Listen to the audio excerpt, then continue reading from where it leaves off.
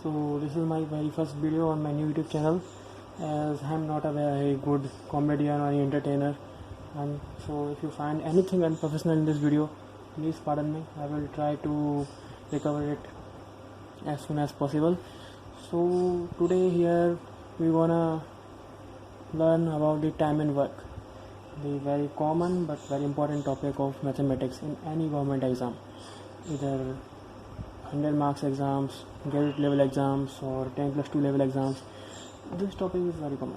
You will find at least one or two question in 100 question exam for sure. And if the exam has 200 questions and 3-hour timings, such exams usually have 3 to 4 question minimum from this topic. So this is gonna be a bilingual video, and this whole channel I will try to take both language parallel, the Hindi, my mother tongue, and the English as well, so that more and more aspirant and students can take some benefits from this video. So without further ado, let's begin. So from the basic, I will start from very basic and take it up to the level of graduate level examinations. So here is our first question. If A does a work in 40 days but B does it in 60 days, find the time in which they can complete it together. So Hindi में बता देता हूँ. A कोई कार्य को 40 दिनों में करता है और B उसी को 60 दिन में करता है, तो हमें वो समय ज्ञात करना है जब वो उस कार्य को मिलकर कर पाएंगे. So as question says, A कर रहा है in 40 days and here is B जो कर रहा है उस कार्य को 60 दिनों के अंदर. सो बेसिकली हम क्या करते हैं, इन दोनों में कुछ कॉमन है तो कार्य कॉमन है, वर्क ही कॉमन है, तो हम यहाँ पे निकालेंगे एलसीएम. एलसीएम जो होता है वो होता है लीस्ट कॉमन फैक्टर. अब लीस्ट कॉमन फैक्टर निकालेंगे तो इनकी जो कॉमन चीज़ है इकलौती जो वर्क है वो निकल के आ जाएगा. ये आ गया 120. अब ये 120 वर्क की एक्चुअल क्वांटिटी नहीं है, ये एक सांकेतिक मान है, ये एक सिग्निफिकेंट एक साइन वैल्यू है एक तरीके से. तो ये हमारा टोटल वर्क निकल के आया. अब जब हम इसमें इस वर्क में 40 का डिवाइड करेंगे या 60 का डिवाइड करेंगे तो हमारे पास रेस्पेक्टिवली ए और बी की एफिशिएंसी निकल के आ जाएगी 3 और 2. अब ये उनकी टोटल एफिशिएंसी हो जाएगी 3 + 2 = 5. अब हमें निकालना है कि अगर वो मिलके काम करें तो वो कितने दिन में काम को ख़त्म कर लेंगे. तो फॉर दैट हमें टोटल वर्क जो हमने निकाला है उसमें हमें उनकी टोटल एफिशिएंसी का डिवाइड करना होगा. 120 डिवाइडेड बाई 5, हमारा टोटल वर्क 120 और उनकी टोटल एफिशिएंसी ए और बी की, क्योंकि दोनों मिलके साथ में काम कर रहे हैं. So we will divide 120 by 5 and here is our answer 24 days. So this is the very basic concept of time and work. Time and work में एक्चुअली क्या आता है, how does it works, what is consist, time and work में actually होता क्या है, किस तरह क्वेश्चन पूछे जाते हैं, ये उसका बिल्कुल बेसिक आइडिया है. अच्छा, अब ऐसा क्यों करते हैं कि इसका जो हमने मेथड निकाला वाई इट्स सो, इसका बेसिक क्या है. So let's get up to there. अगर हम इसको बिल्कुल बेसिक तरीके से सॉल्व करें जैसे किसी CBSE और NCERT के स्टूडेंट्स करते हैं, so this is the basic of whole chapter. Here is A who completes the work in 40 days. So on the daily basis he will complete the 1/40th part of the work. A है जो 40 दिन का कार्य complete करता है, तो प्रतिदिन वो 1/40वां भाग उसका कंप्लीट करेगा. सिमिलरली B जो 60 दिन में काम कंप्लीट कर रहा है, work complete in the 160 days, he will also do the 160th part of the work on daily basis, यानी वो भी 1/60 भाग उसका डेली बेसिस पे कंप्लीट करेगा. अब इन डेली बेसिस के वर्क को हम जोड़ दें, जब वो मिल के साथ में काम कर रहे हैं, जैसा कि क्वेश्चन पूछ रहा है, अगर मिल के साथ में काम कर रहे हैं आप, if they are working together, so when we add it up it will become 5/120. How we further solve it, ये हो जाएगा 1/24, 1/24. So this is the work which they are doing together on daily basis. 1/24, 1/24 1/24वां भाग है जो ये दोनों मिलके कार्य का एक दिन में कर रहे हैं, 1/24वां भाग. When we try to find out the complete day, how many days it will take in completing the work when they are working together, so we have to put the 24 as the answer, because 1/24 work complete work का 1/24 part वो करते हैं अगर daily basis पे, तो इसका मतलब पूरा 24 पार्ट वो कवर करेंगे 24 दिन के अंदर. तो दैट्स द बेसिक कॉन्सेप्ट जो कि इसके अंदर पूछा जाता है. अच्छा, इसमें एक चीज़ और होती है कि इसको वो 3 लोगों की तरह भी पूछ सकता है. Here it is possible that 3 persons can be given, A, B and C. A is doing in 40 days, B is doing 16 days and C is doing in 30 days, now we have to follow the same concept, हमें तब भी concept same ही follow करना होगा, बस 2 की जगह 3 लोग हो जाते हैं, उससे कोई खास फ़र्क पड़ता नहीं है। तो हम अपना नेक्स्ट क्वेश्चन देखते हैं अब। ABC does a work within 10, 12 and 15 days respectively on the separate basis। अब ये 3 डेज वाला आ गया, here is 3 persons are given, यहाँ 3 लोग दिए हुए हैं। सो अब ये कॉन्सेप्ट सेम है, तरीका वही सेम है, बस यहाँ पे 3 लोग हो गए हैं। अब ये क्वेश्चन है जो आपको एग्जाम में देखने को मिल सकता है, जो आपके ग्रेड 4 के एग्ज़ाम होते हैं, लेवल 4 के एग्ज़ाम होते हैं, MTS वगैरह होते हैं, उनमें आपको ये क्वेश्चन देखने को मिल सकते हैं। ABC does a work within 10, 12, 15 days respectively on separate basis, together how much time they will take।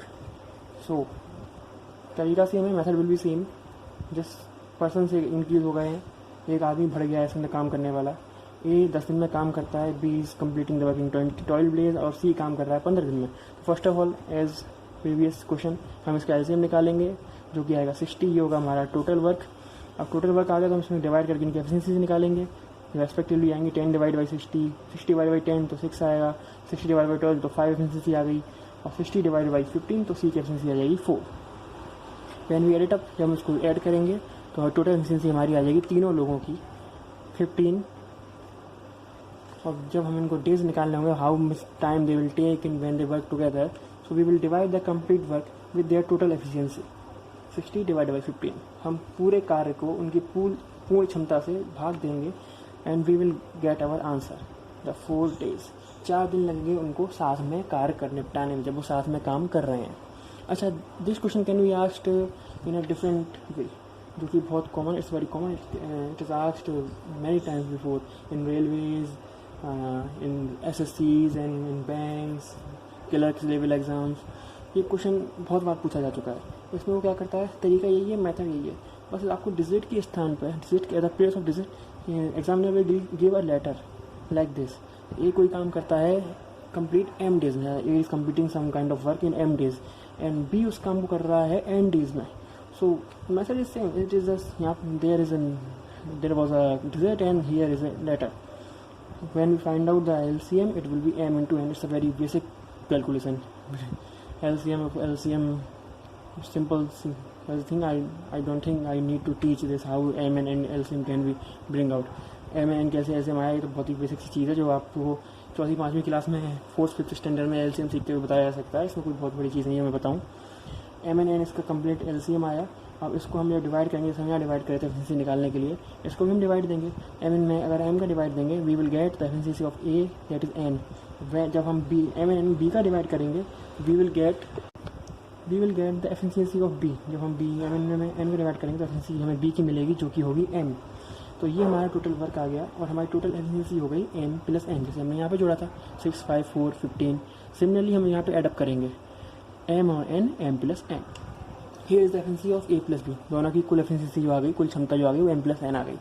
अब यहाँ पे हम दिन निकालने हों हमें, कितने दिन के अंदर वर्क कंप्लीट होगा, तो ऐसे निकाला जाएगा कि कुल वर्क जो हमारा टोटल वर्क है, we will divide it with total efficiency. हम कुल कार्य को कुल क्षमता से भाग देंगे, M/N बट M + N, ये हमारा दिन आ जाएगा। यही हमारा आंसर होगा। इसको पूछते हैं, लेकिन इसमें बहुत सारी ऐसी जगह होती है यहाँ पे हम गलती कर सकते हैं, क्योंकि ये क्वेश्चन मेरे को एक एग्ज़ाम में मिला था, और वहाँ पे मैं बहुत ही स्लिम मिस्टेक करके आया था, क्योंकि तब मैं बिल्कुल न्यू भी था, एकदम रूकी था मैं गवर्नमेंट एग्ज़ाम प्रिपरेशन के उसमें फील्ड में, तो तब मेरे से गलती हुई थी।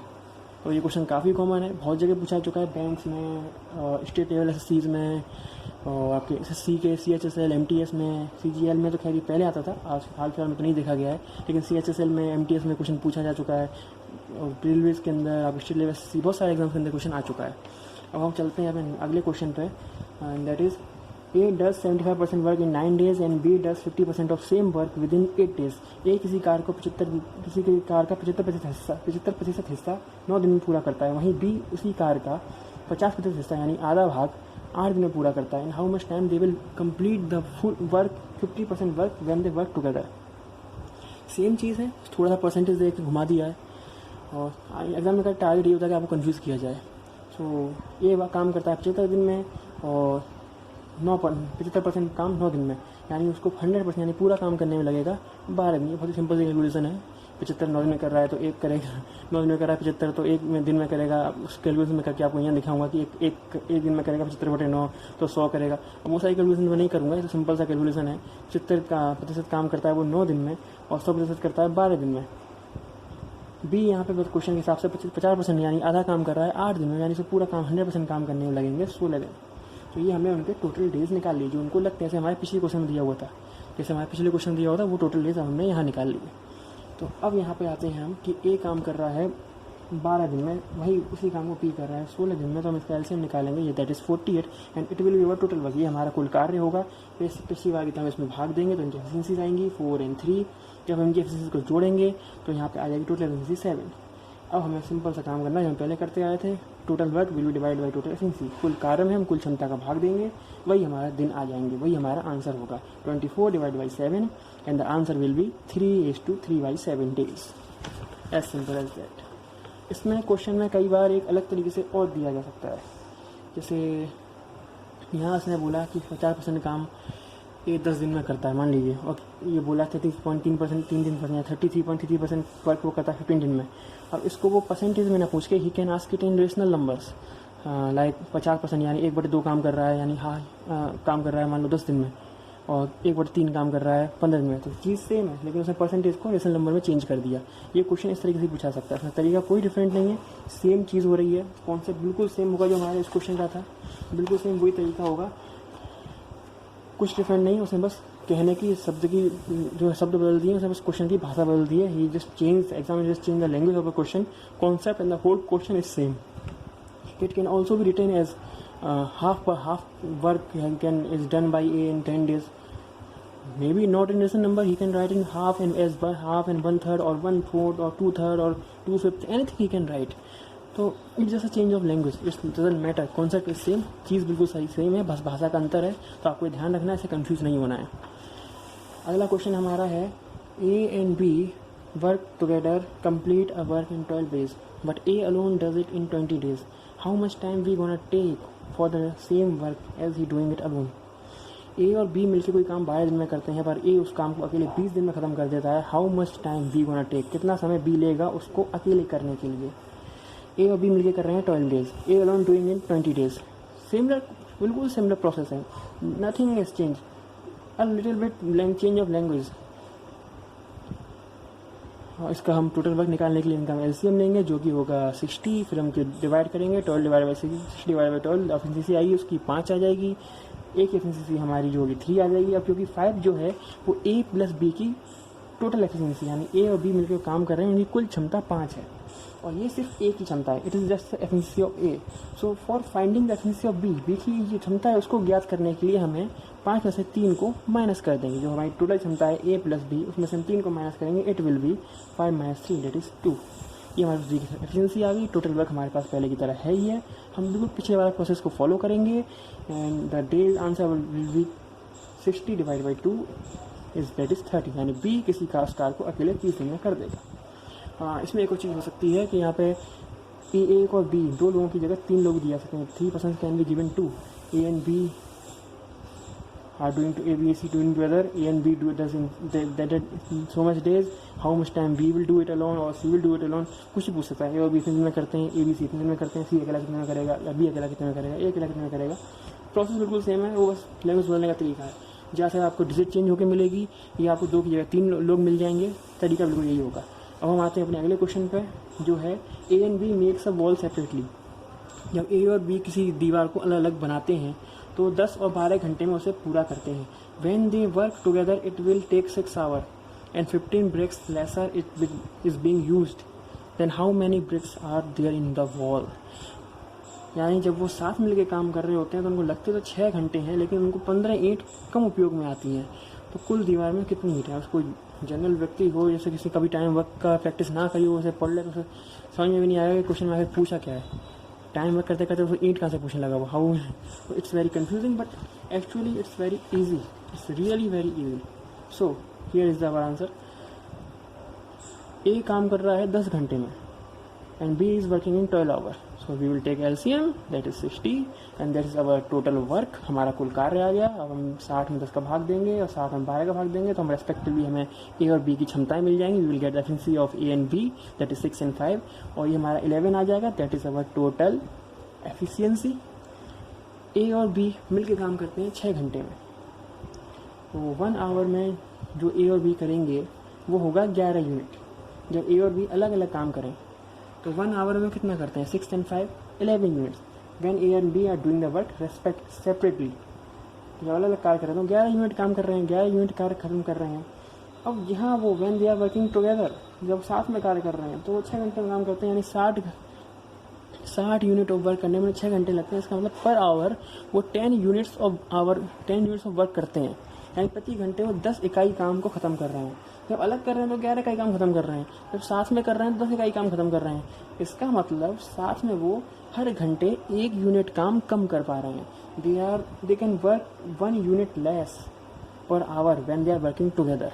सो क्वेश्चन में हमें दिया गया है कि जब साथ में काम करते हैं तो 15 ईंटें, 15 जो ईंटें हैं उनकी 15 ईंटें कम यूज़ हो पाती हैं.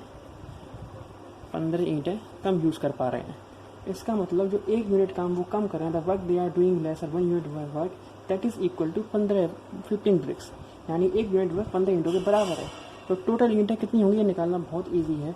Total BRICS will be 15 bricks. We will multiply the 15 bricks with our total work.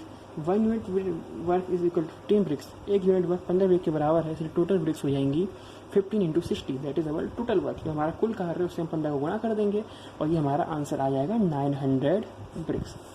यानी कुल दीवार में 900 ईंटें हैं. Here is 900 bricks in the whole complete wall. Here is our next question. On the place of working together, when A and B work separately, it takes 4 and 9 days more respectively in completing the work. How many days they will take in working together? साथ में काम करने के स्थान पर जब A और B अलग अलग कार्य करते हैं तो उनको क्रमशः 4 और 9 दिन अधिक लगते हैं उसी कार्य को ख़त्म करने में. कितने दिन उनको लगेंगे यदि वो कार्य को साथ साथ करें? इसका एक बेसिक सा फार्मूला होता है, जो अलजेब्रा का बहुत बेसिक फार्मूला है. आपको अलजेब्रा में बहुत काम आएगा. SSC, banks, railway, no matter which government exam you are preparing for, this formula is always helpful in algebra also. I will show you a basic concept how it actually formula comes out. But this formula must be learnt by you all. This is a very important formula. And this formula, this core concept, ये वाला question जो आपका है time and work का, it is a very common question. It is asked very frequently in railways and SSCs. So this formula is very important. You must learn it. ये formula बहुत important है क्योंकि ये question कई बार repeat हो चुका है रेलवेज़ में भी, एसएससीज़ में भी. स्टेट एसएससी का मुझे नहीं पता, लेकिन एसएससी और रेलवेज़ में ये क्वेश्चन बहुत बार रिपीट हो चुका है. तो ये हमारा फॉर्मूला है 1/x is equal to 1/x plus a plus 1/x plus b. जब आपको ऐसी टर्म मिले then x will be √a into b. This is the concept, a very small concept, बहुत छोटा सा फॉर्मूला है. जब आपको ये टर्म मिल जाए 1/x is equal to 1/x plus a plus 1/x plus b, then x will be, इसका मान होगा इक्वल टू √ वर्गमूल a गुणा b. a plus b, when a and b are working together, they take x days. हमने एक मान लिया, एक वैल्यू, दैट वो x दिन में काम करते हैं. डेली वो कितना काम करेंगे? पर डे, प्रतिदिन, दे will complete the 1/x part of the work. प्रतिदिन वो एक कार्य का 1/x भाग पूरा कर देंगे. जब a अकेले काम करता है उसको 4 दिन ज़्यादा लगते हैं. when a does the work he takes 4 days more. तो on a daily basis how much part of the work he will complete? He will complete the 1/x plus 4 part of the work. यानी जब प्रतिदिन वो कार्य करेगा तो 1/x plus 4 भाग कार्य का पूरा करेगा. ये सेम चीज़ बी में होगी. बी है similar case. On the daily basis B will complete 1/x plus 9 part of the work. As question says, B takes 9 days more when it works separately. So B जो होगा प्रतिदिन 1/x plus 9 भाग कार्य complete करेगा. तो प्रतिदिन दोनों मिलकर कार्य कंप्लीट कर रहे हैं 1/x. प्रतिदिन दोनों अलग अलग कार्य कंप्लीट कर रहे हैं 1/x और 1/x plus 4 and 1/x plus 9. तो ये दोनों चीज़ बराबर होंगी. हम इसको ऐसे लिख सकते हैं. We can write it like this 1/x plus is equal to 1/x plus 4 plus 1/x plus 9. It can be written like this. This is very simple. जब हम इसको सॉल्व करेंगे, when we solve it, x as per our formula, x is equal to 9 into 4. can see at the place of B we can put 9 and at the place of A we can put 4 or we can do alternatively. हम A की जगह 9 को रख लें या B की जगह 9 को रख लें, A की जगह 4 को रख लें, B की जगह 4 को रख लें, वो उससे कोई फ़र्क नहीं पड़ने वाला है. फॉर्मूला सिंपल लग जाएगा कि x is equal to under root वर्गमूल के अंदर 9 गुणा 4 and the answer is under root 36 that is 6 days. 6 दिन हमारा आंसर आ जाएगा. यानी x जो हमने माना था कि A B को साथ में काम करने के लिए लगते हैं, x डेज जो हमने माना वो उसका आंसर आ गया 6 दिन. That is our answer. अब इसका फॉर्मूला बेसिक हम बता देते हैं कि ऐसा क्यों होता है, वाइट फॉर्मूला ऐसा क्यों है वाइट. So basic is this. Here is our situation when we go for it basic like CBSE students जो करते हैं we follow the step by step. Then मैंने यहाँ कुछ शॉर्ट लिया है. I will just give idea so I take it in a very few steps, but it can be a very longer process when you go for the school like steps, CBSE and NCERT and 9th 10th school exams like step. It will be a very longer process. 1 upon x is equal to 1 upon x plus 4 plus 1 upon x plus 9 and we will take the LCM x plus 4 x plus 9 and it will be when हम इसको multiply करेंगे तो ये कुछ इस तरह के नीचे हमें दिखाई देगा, ऊपर हमें इस तरह का दिखाई देगा x plus 9 x plus 4. फिर इसको हम फर्दर सॉल्व करेंगे तो यहाँ पर हो जाएगा, इसको हम इधर मल्टीप्लाई क्रॉस मल्टीप्लाई करेंगे हम इनका फर्दर सॉल्व करने के लिए. तो ये कुछ इस तरह से टर्म आएंगे x square plus 13x plus 36. आप इसको सॉल्व करके देख सकते हैं. उसको हम सॉल्व करूँगा तो बहुत लंबा हो जाएगा. तो ये बस मैं आपको बेसिक आइडिया बताने के लिए रहा हूँ कि फॉर्मूला निकलता कैसे है. जब उसको और सॉल्व करेंगे तो ये हमारा टर्म आएगा. अल्टीमेटली हमारे पास आंसर वही आएगा x square is equal to 36. या उसको फर्दर सॉल्व करते हुए आएंगे एंड में आपको यही मिलेगा. We will find the same answer x is equal to 6 days. This is how it works. अच्छा, it can be asked in different type. मतलब क्वेश्चन में वो कुछ और चीज़ पूछ सकता है, जैसे साथ में, अब इसने क्या पूछा कि साथ में काम करने में कितना समय लगता है. He can also ask how much time A will take और how much time B will take. So A कितना समय लेगा, B कितना समय लेगा, ये पूछा सकता है. इसमें सिंपल है कि जो हमने आंसर निकाला है, x की वैल्यू निकाली है 6, इसमें हमें क्वेश्चन के हिसाब से बस 4 और 9 ऐड कर देना है. ये 4 दिन ज़्यादा लेता है, ये takes 4 days more, so the answer will be 10 days. If it is asked like this, ऐसा अगर पूछा जाए सवाल में तो, और जो हमारा B है वो 9 दिन ज़्यादा देता है, then answer will be 15 days. सो ये क्वेश्चन इस तरीके से भी पूछा जा सकता है.